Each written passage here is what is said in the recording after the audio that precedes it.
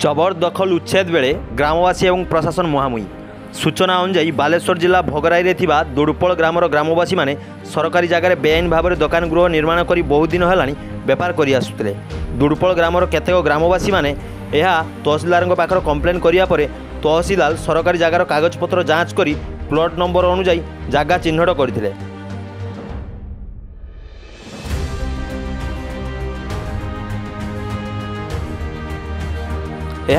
तहसीलदार जो ग्रामवासी माने बेआईन भाव में गृह निर्माण करते नोटिस करते एवं एक मास मध्य घर भांगी नापी किंतु ग्रामर व्यक्ति माने जिद्रे अटल रही दोकान गृह भांगी नथिले।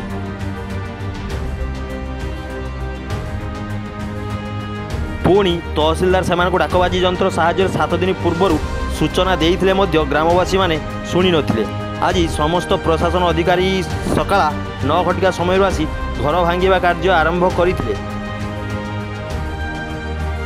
घर भांगा को विरोध कर ग्रामर व्यक्ति माने उत्क्षिप्त होई प्रशासन अधिकारी बहु जुक्तितर्क करते।